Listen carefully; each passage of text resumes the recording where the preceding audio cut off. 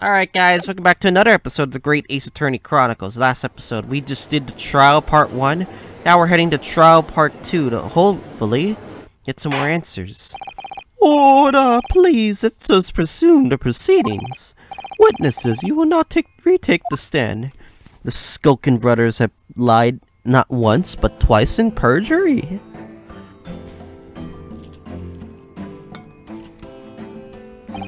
I presume you heard the defense's counsel's summation examination. Well, yeah, Governor. I did, Gov. I did. Mr. and Mr. Skulkin. Blimey. This is going to be hard work. Early in this trial, you gave the following testimony about your actions after you entered Windibanks. Well, it was a bedlam soon as, weren't it?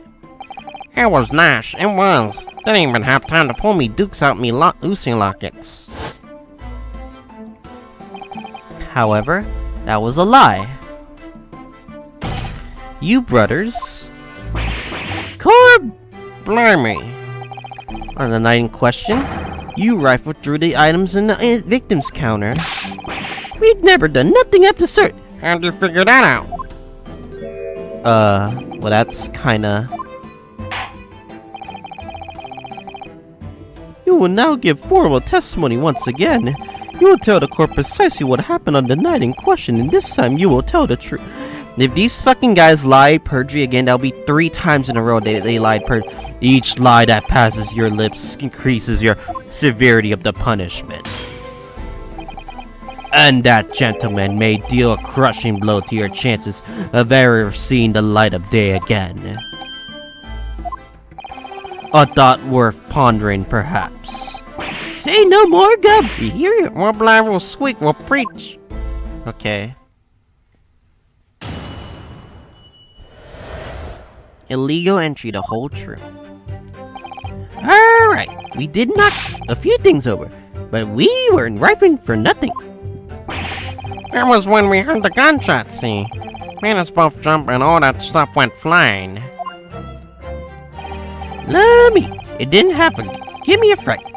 We was thinking the shooter would come out the door and get us next.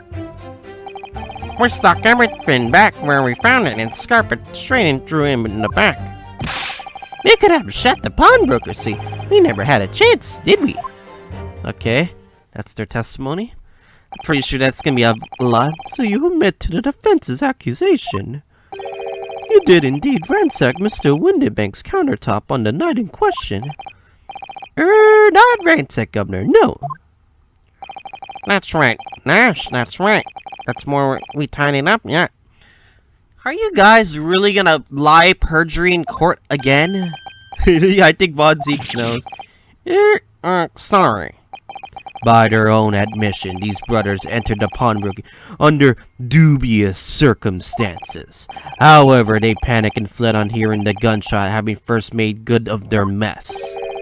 The way you say it, we hardly sound like roughs at all. We don't, Nash, we don't. Can't you make us sound a bit more cutthroat? Can't just be coincident these men showed up at Windy Minx that night. There's more to their testimony than meets the eye, I'm sure of it.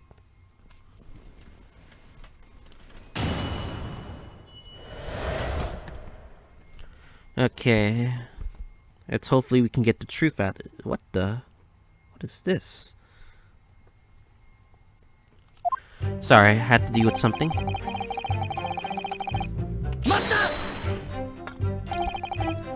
So if that's the case, why didn't you testify to that effect in the first place? Well, you know, we ain't exactly squeaky clean, are we? We ain't, Nash, we ain't. If we admitted to something like that, people would think we was up to no... Well, Sid Ringo, me old China, we only land ourselves in even more trouble. And in fact now, as a result of lying in your previous testimony... That's exactly what you've done, landing yourselves even more trouble. Well, That's rotten luck. There's no luck in it. You clearly are perjuring in court for like straight. says the rotten apple eater.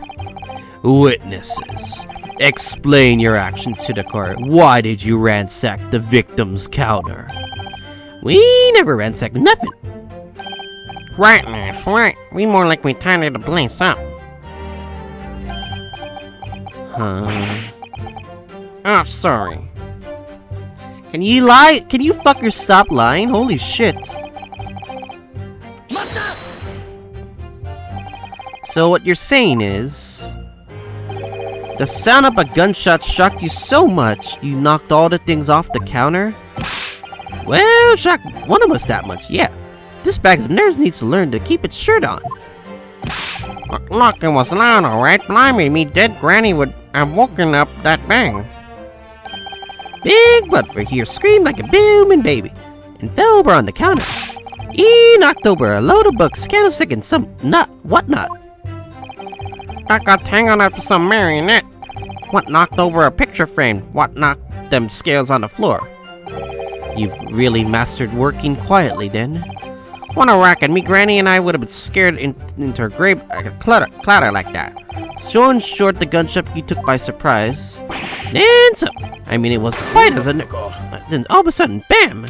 What the pursue? What do you have to say, Gregson? Inspector Gregson, do you have something to add? Like I keep saying, I don't appreciate being lumped in with these scoundrels. No, something to add about to your testimony? Yep. You seem to react just now what Mr. Skulkin said. Didn't make you think of something? It's probably nothing, of course. I won't even bother to mention it only. Well, the fact is, cases don't get solved if we ignore the little details. How about you just tell us what's on your mind? As you know, we brought these fellows into the yard for questioning last night. And the statement they gave us told a slightly different story than what they're saying now. Are they lying to the yard? Did it? You claim you heard the victim shout something out before the gunshot.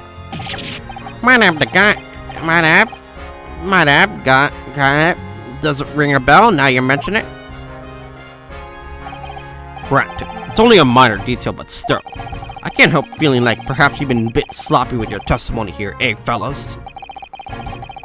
If I discovered the witness's testimony has been any more sloppy than his heretofore proven to be, I shall be forced to bring the very harshest punishment to bear against them. Easy, easy! We're getting it right this time. That's it, yep, it's all coming back to me now. Then speak before you are permanently in prison forever. Supplement your testimony with whatever details have miraculously returned to your questionable minds, sirs. Here, where you are, guy? Okay. Just before the gunshot, we heard her yelling out, "Give me that gun!" Really? So in fact, you heard the voice and the gunshot almost simultaneously? We did, Gump, we did. Oh, I suppose if you're being honest, we heard a kind of wavering noise before the yell and all. If you don't want to get shot, give me that gun. Bam. Kind of thing. A career in acting tragically missed. And where were the voices coming from, could you tell? Of course we could. From the other side of that door behind the counter it was. On the storeroom where the victim was found dead. The voice you heard, it was that of the victim, Mr. Windabank. On my granny's lap, of course it was. On his granny's lap, of course it was. So, that would mean that you both knew Mr. Windabank and the sound of his voice. So that would mean what? What, Nash, what? Any ideas? Yes, Counsel, indeed it would. That means you actually did hear the sound. No, we didn't know the geezer. How am I supposed to deny when that bloke in all fancy's clobbering giving us the emo eye? If you value your lives, you will ensure your testimony is accurate and true. Only Granny's life it is. And Granny's life it must be. It's a good job his granny's dead. He summarized it. Immediately after hearing the voice of the victim, you then hear the gunshot, causing you to stumble and upset the items on the counter, scattering them over on the shop floor. It could sound like we're clumsy. Don't forget, we tied it up with the good little boys. Anyway, the way I see it. The vlog owned the place with fire gun. Should have fired instead of yelling at the girl. You're saying that Mr. Winnebank had a gun in his hands? Oh yeah, bet that was outside, eh? Them two waving at guns at each other must have got pretty heated. I mean, just before it shouted out, we heard the geezer say, if you don't want to get shot. Didn't really sound like he meant it, mine. More like an empty threat, you could say. Mr. Winnebank was known to keep a revolver on his shop counter at all times. People say that to protect the articles in his keeping, he rarely put a bullet in someone's head if required. That someone is he himself, of course. Good grief, extraordinary devotion indeed, if alarmingly misguided. Well, certainly sounded like it was ready to pull the trigger out the other night. Only the person was gonna shoot, beat him to it. Cook is goose proper. Betty, when she squeezed the trigger instead of wasting his time shouting, give me that gun. It was directly after those words you heard the gunshot? It was more or less at the same time, Gov. Give me that gun! Bam, okay. Okay. Carry on acting, okay. Then we heard someone shutting the deck before everything went with dead quiet. After that, we done a slapdash job of tidying the place up. Okay. Let me. Didn't have to have. Okay. So, you didn't try to open the storeroom door then? Not in your life. It was definitely quiet after that, it did. Pulled the wind right up me. Anyway, the door was locked, weren't it? No way that was opening. Yes, of course. It was locked from the inside, or so we've been led to believe. It was, Gov. It was, from the inside. Right! So we had no way of knowing what was going on there, did we? Unless there was some other way to get a view of the inside of the storeroom. Like through the keyhole or a spy hole, perhaps? Don't ring no bells. No lights. We had to cut and run before we noticed anything like that. We started cutting and keeping this game seed, but one day we really cut the mustard. Please cut it out. But as we know, behind that door was the victim's lifeless body, with the accused not 2 feet away. Yes, unfortunately. Gia was in there unconscious with the gun in her hand. To confirm it, would it be correct to say neither of you set foot inside the storeroom? That's right, Gum, that's right. Couldn't have if you wanted to.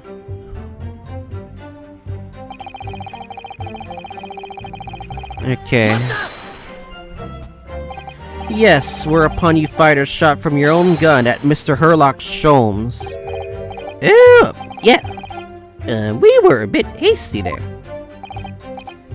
We was, Nash, we was. Truth be told, I was already shaking like a leaf when your lot turned up. You're shaking like a leaf. Don't put loaded gun in your hand. Good advice, miss. Good advice. Truth be told, me mind went totally blank. Before your mind goes swing, make sure you don't have a loaded gun in your hand. Mental note made, miss. After that, we legged it down the street, but apparently we looked dodgy to the coppers or something, so they clapped the darbies on us like winking. And after you've been handcuffed, the police found this revolver in your possession, correct? Well, yeah. Listen, that proves done it, eh? We couldn't have shot the pawnbroker, see? We never had a chance, did we? And why should we believe that? Eh, what? Well, 'cause it's true, ain't it? The place was totally empty when we went in. At that time, the victim was already in the storeroom, having been forced to open the door by the accused who had a gun to his head. In other words, on the night in question, these two witnesses never even laid eyes on the proprietor of the pawnbrokery, Mr. Windibank. Correct. You got it right, mister. Down to it. Down to a T. So the Skilkin brothers never actually encountered Mr. Windibank? Is that really true, I wonder? That's it? That's the full extent of their testimony? What is it, Luna? You look very fierce. I could pour you some herbal tea if you're tired. Oh, thank you, but I'm fine. Being such a logical thinker, you'll probably laugh. But I feel as though these brothers are still hiding something. Of course they're hiding something of something important. Nothing more than a feeling, though. I have no proof to support it. Well, feelings can be very logical at times. Sorry? People's expressions and movement of their eyes. The words they choose. You can't take it all that in your brain that quietly analyzes to come up with a feeling that you might describe. You concluded that there's something suspicious about this testimony without knowing why, that's all. Yes. Yes, this whole testimony has been suspicious. I'm just trying to figure out which evidence should I put out. You should trust your instincts. Iris, thank you. Sometimes I think if she's 10 years old, I must be 5. Okay.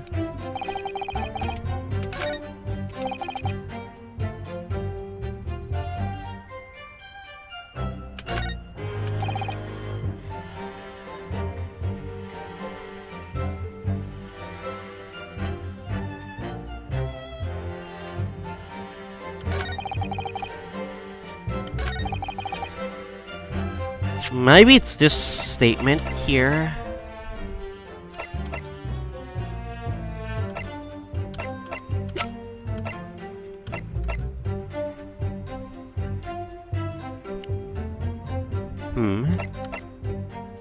But he was shot in the back, though.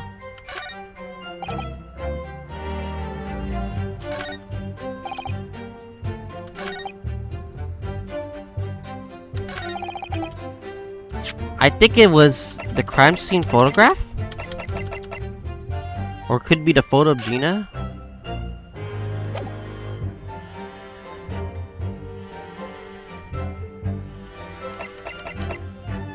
This? That one, yeah. Because he was shot in the... So you're saying that on the night in question, the victim, Mr. Windibank, was wielding a gun, is that correct? That's it, Gov. You got the picture. But he was shot in the back. He has, Nash. He has, no question. And yet, photographic evidence obtained immediately after the incident clearly shows that Mr. Windibank was not holding a firearm in any description. You what? Gordon Bennett, that ain't right. There can be no question that the victim's revolver was used in the incident. I would remind the court that Mr. Windibank's gun was found at the scene.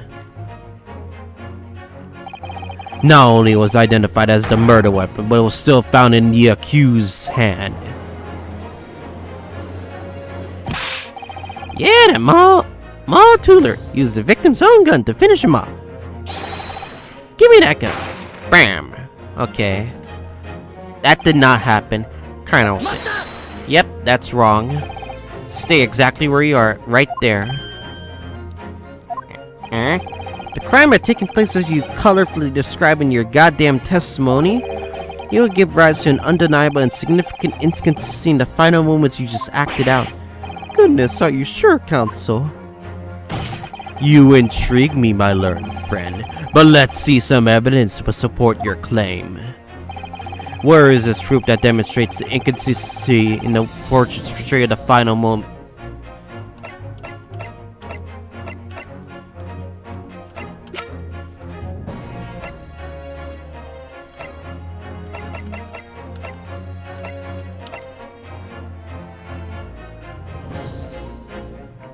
Is it this photo? I believe this is all the proof you need. Oh no. Unfortunately not. I require proof that actually proves something, you see. I knew it was a long shot. It would appear that you have failed to grasp even the bare bones of this case. Perhaps your level of intellect is better suited to the theatricals of these witnesses than advocacy. Sorry? Give me that gun. Bam.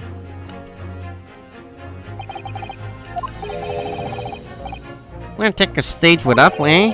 Be silky if you like. Gah! Yeah.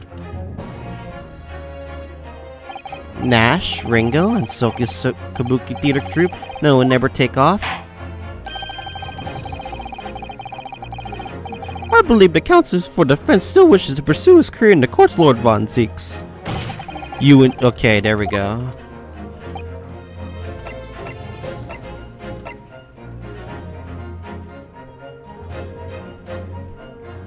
Let me see.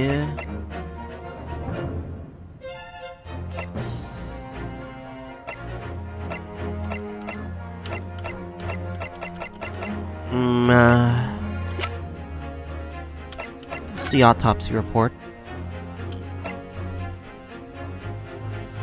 Yeah, okay. Autopsy report, okay. It was the autopsy report, okay. Okay. I was gonna say, if that was wrong, I'm guessing this is right, I guess. If I can't present this again. According to their testimony, the witnesses claim to have heard a shout of "Give me that gun," followed by the gunshot. Indeed, with the two events happening almost simultaneously, so we've been led to believe. Yes, that's right. If that testimony is true, it would mean that the moment of death, the victim and his attacker would have been facing each other. However, in the autopsy report, it clearly states that the victim died instantly after being shot from behind. So as I stated before, there is an undeniable inconsistency in your testimony, Mr. and Mr. Skokin. Oh my god, is it the third time they lied perjury in court? Poggers, they lied in court again. Yeah. But it's the God's honest truth. It is, Nash. It is when was shot that night. Shopkeeper had a gun in his hand. We saw it with our own bleeding eyes. Did I hear you right just now? You actually saw Mr. Winbank holding a gun? So it like that might have slipped out. Why are you hostage-ing evidence? You do realize what that would implicate you if you keep lying to the court. Christ, guys. Ugh. Ladies and gentlemen, you all have heard the admission by these two witnesses that on the night in question they actually saw with their own eyes the victim wielding a gun. Which can only mean that despite their testimony to the contrary, the Skokin brothers must have encountered the victim in person. Nash, Yeah, okay. Order!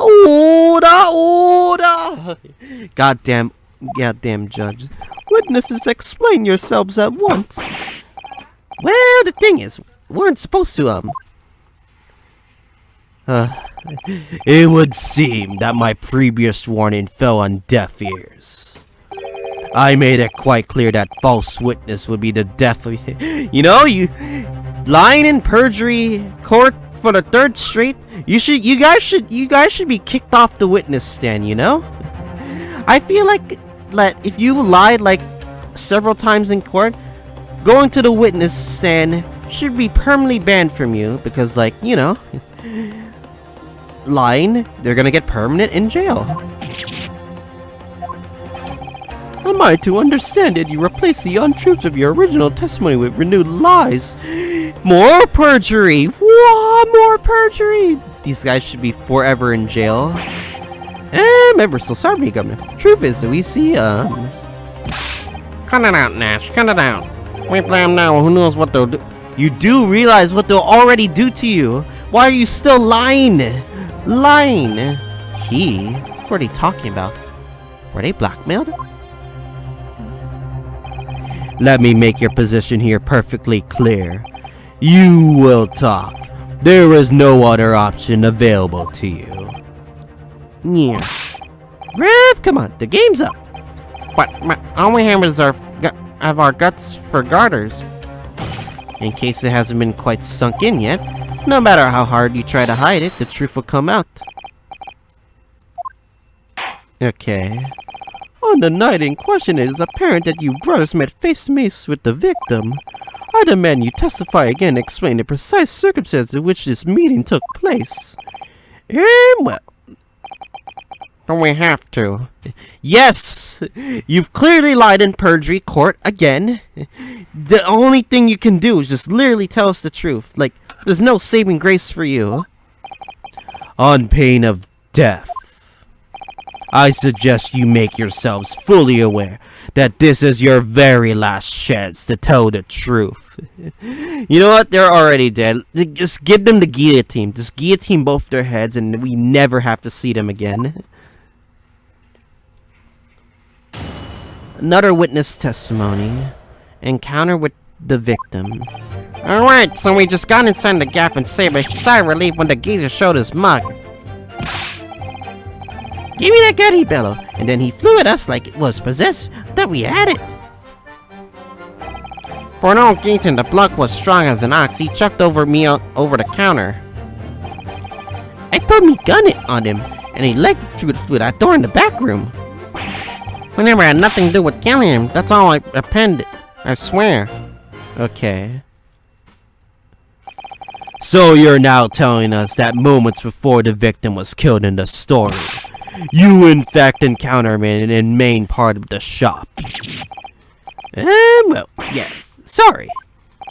Well, we find ourselves in an interesting conjecture. This matter changes considerably. That the fact that they lied in court again for the 4th time in a row is ridiculous enough. For fuck's sakes, guys, let's tell the goddamn truth. You're already implicated to murder bad needs. You're already lying to this court. But be honest, Governor, this time, Nash, this time we ain't got nothing more to... you guys are fucking lying.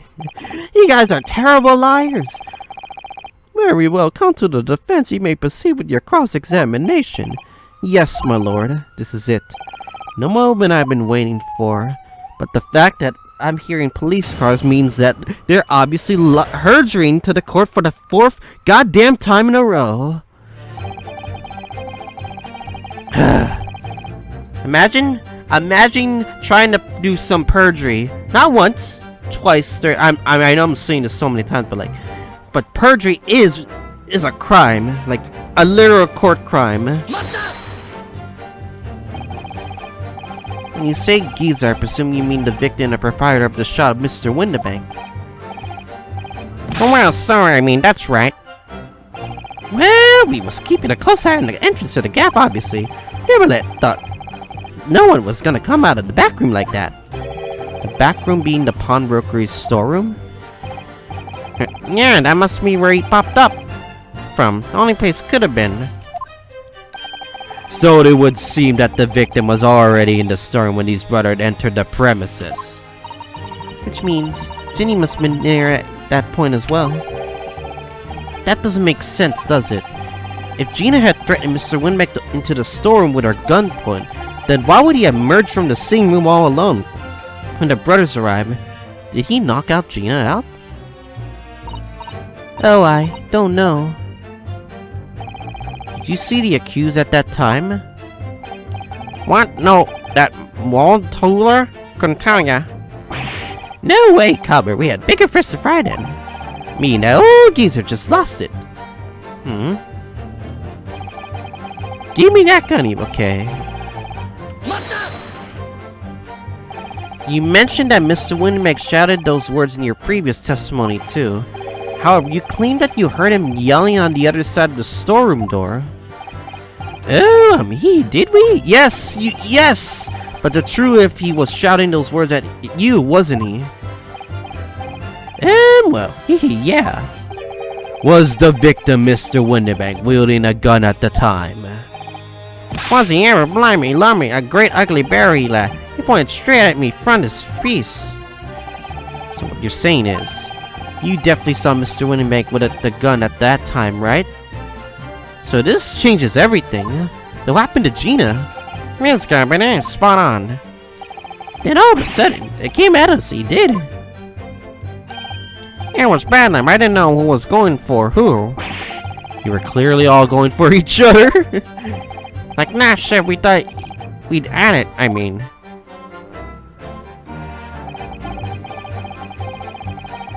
You chucked him over the counter? Yes, I noted that you mentioned the counter in your previous testimony too. Well, yeah. Of course we did. He knocked over a load of books, candlestick, and some whatnot. That got hanging out some marionette knocked over a picture frame and what them scales on the floor. So in fact, it wasn't the sound of the gunshot that shocked you and made you knock those things off the Alright, sorry guys, I had an error in my game. No big deal, we're back. Well, big brother, you went flying over the counter like a gunshot, I can tell you. Then the old geezer pinned him. He did, Nash, he did. If you had been there, the block would have flattened me like a bloomin' pancake in seconds. At that time in question, the alarm was raised at a local police station via secret camera from the pawn room. Are you struggling to capture Giratina, Jared? Oh yes, paid split! Oh, there's a button on the counter to act presumably pressed by the victim.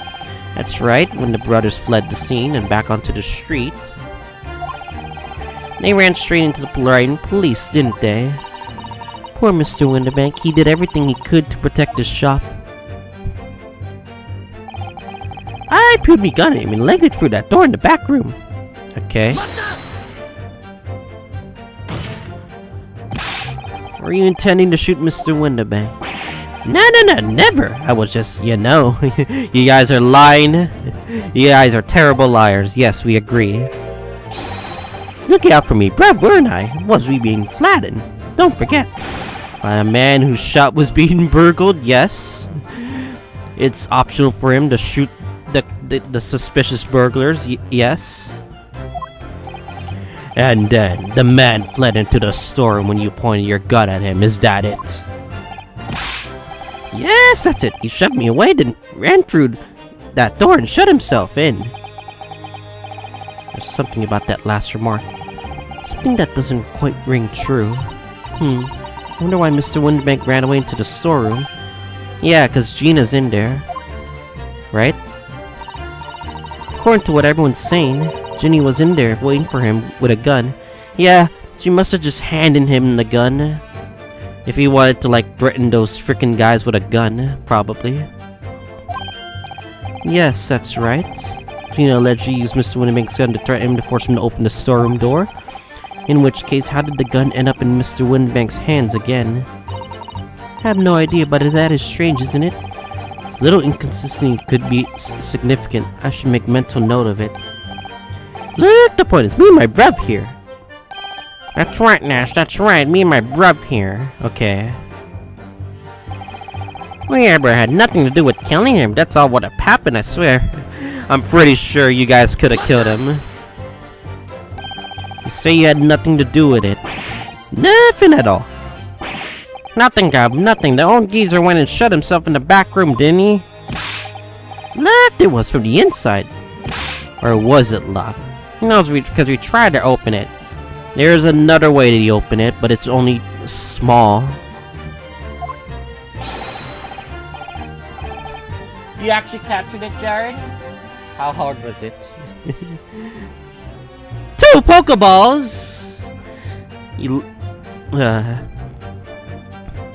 It's a decent door, that one. Good and strong. Wouldn't budge in it, sorry guys. So in the end, the situation remains unchanged. Inside the storeroom with the pawnbroker, there was only one other person. The sole person who could have possibly shot the victim, the accused Miss Gina Lestrade. It would indeed appear so. What say to you that, counsel? Don't know. Is there anyone else apart from Gina could have Yes. Yes, it could have. There could have been. Mr. and Mrs. Skulkin. What? What's that look for? From the moment you admitted that you encountered the victim face to face that night, the course of this trial changed completely. Yes, they could have shot him through that hole, couldn't he? It did? What is your point, my learned Nipponi's friend? Question we must answer: who could have shot Mr. Windibank? And is the belief of the defense that the defendant is not only the possible answer at all?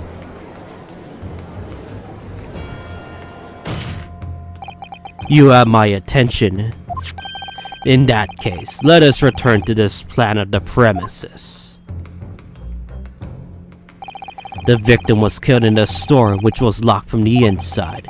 Those are the facts, so pray, what other possible answer to the question who shot the man could there be? Counsel, you must not provide answers to the court in respect of two conundrums. Two, my lord? Twice as many chances to be right, maybe? Indeed, namely. From what location did the culprit shoot the victim? Are you gonna catch your heat, Rand Jared? You already did? Well, Cresselia. And furthermore, where was the victim at the time? You gotta catch Cresselia, Jared.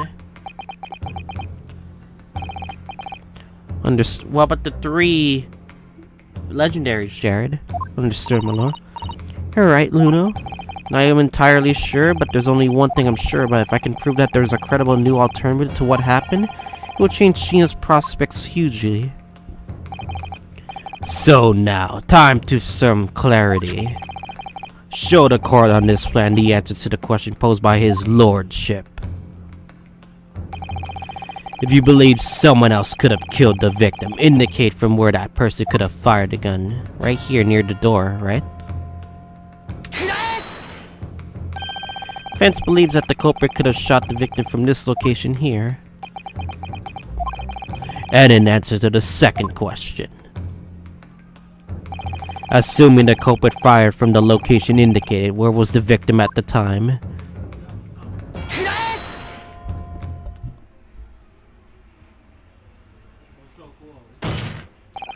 The culprit shot the victim from outside the storeroom.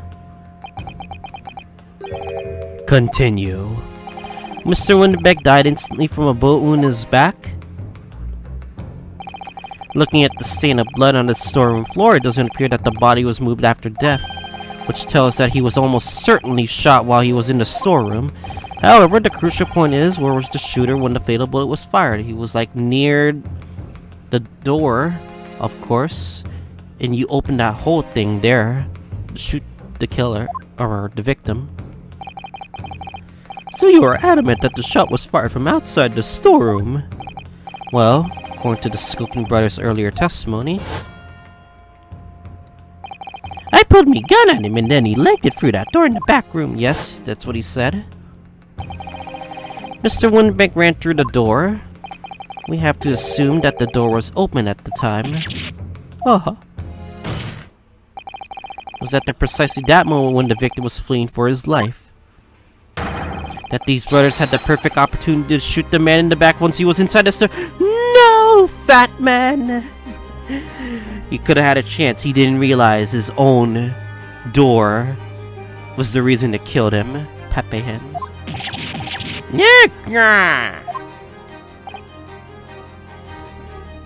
You know, I'm questioning. Did Scotland Yard investigate the crime scene properly? The Yard is investigated everything correctly. No, they didn't. Did he not check the hole? Come to think of it, do you remember what the prosecutor said at the start of the trial? Moving on to the findings of Scotland Yard's coroner. For fuck's sake, Scotland Yard, you guys came and investigate and like solve the crime scene correctly. His report states that the bullet entered the body on a rising diagonal trajectory. Yes, on a weird angle. Means that the victim was likely shot by someone significantly shorter in height than himself. Poor man, shot while he was running as fast as he could to safety. Of course. You have been leaning forward as he was running away. So even if the bullet was fired horizontally, you would still have entered his body on an upward trajectory. So the culprit isn't necessarily so much shorter than Mr. Winnebank. I'm sure my learned Nipponese friend can have forgotten that the storeroom door was found closed and locked from I'm pretty sure you guys aren't checking your evidence properly. The door was locked, yes, from the inside, yes, but there's one opening. You claim that the victim was shot as he fled into the room. Do you also claim his corpse was dexterous enough to earn the key in the lock? No? But what if someone else locked the door? Yes, there is someone else who could have locked the storeroom door. Is that so? Very well then, Calder. Present your hypothesis to the court. The scenario just described, the defense's assertion that the victim was shot from the outside the storeroom. In which case, who shut and locked the storeroom door from the inside?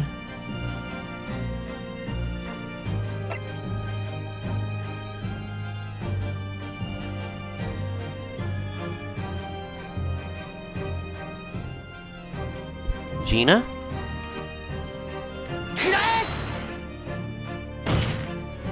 Obviously, the person who locked the door was the only other person inside the storeroom at the time. The defendant, Miss Gina Lestrade. That's absurd. You're suggesting that the accused deliberately entered the sealed room? For what possible reason? Such actions would only serve to tighten the noose around her neck. I'm inclined to agree, I must say. Well, counsel. Yes, that's a tricky one, that, isn't it? Half-baked notions have no place in my courtroom, counsel. Remember that, please. Of course, Ginny would have locked the door. Almost goes without saying, doesn't it? It does. Well, if I was Ginny in that situation, I know I would have locked the door as quickly as I could. I mean, those two burglars had fired the gun in her direction, hadn't they? Oh yes, obviously. Before the two brothers arrived, Miss Gina and Lestrade were in the storeroom together. Now, I don't know what went on between them at that time, but at some point, Mr. Winnebank must have heard the intruders breaking into his shop and left the storeroom. Intruders, ain't that's us, bruv. Yes, you dumb idiots. It's pretty obvious you're the intruders. If your theory is correct, that would leave the accused alone in the storeroom. Yes, it would. Then, probably only moments later, the victim fled back through the storeroom door hoping to escape danger. Bang. Hit in the back by the bullet, Mr. Winnebank fell to the floor where he was. Just inside the storeroom. And what we have to ask ourselves now is, what would the defendant have done in that moment? I see where you're going with this. Inside the storeroom was a terrifying killer who had just murdered Mr. Winnebank. As soon as that thought struck Mrs. Lestrade, she slammed the door shut and locked it, in order to save her own life. But we ain't the ones who done it. We ain't. You gotta believe us. I mean, come on, we never shoot no one.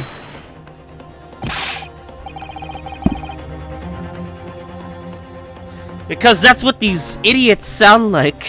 I have to imitate their stupidity. That's blatantly untrue. I know for a fact that you would, because before my eyes, you literally shocked Sherlock Holmes, and you deliberately used perjury in court for the 4th time in a row.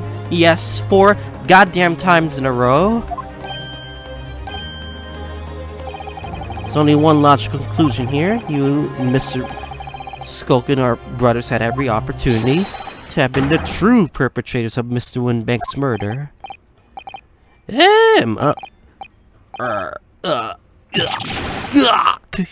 Well, they're guilty. They're pretty much guilty, because they perjuried for the 4th time. Where does this leave us? You mean to say it wasn't the pickpocket who shot the pawnbroker after all? I should have known it was those 3 brothers. They look as shitty as a dead forest. It's amazing, Nuno. All the members of the jury seem to be firmly on your side. Something's wrong here. No, first time ever and probably the last. You've done it. Surely you have a Grigum not. An admirable effort, my learned Nipponi's friend. What's this now? He's laughing. You find the situation amusing, Lord Von Zeeks. I myself find the defense's argument most persuasive. I dare say, such shenanigans is the bread and butter of the street performers in your provincial eastern nation. This guy's being racist again, for fuck's sakes. Can you stop being racist? But such blatant malicious conjuring tricks amount to nothing more than inexcusable pettifoggery here. I don't know what those words mean, but fuck it. The hypothesis you put forward so ostensibly credibly cannot and will not stand. Because you see, it contains a fatal flaw. What is this flaw? Fatal flaw? Do you mean to tell me that you're unaware of your logic's failing? I say, Lord Von Zeeks, might be an idea to explain this bally conjuring trick or whatever it is to the troops underground. We're not in war, you goddamn idiots. This fatal flaw in my learned Nipponi's friend's argument is really very simple to understand. Assuming you're not too stupid and dim-witted to count bullets. Oh.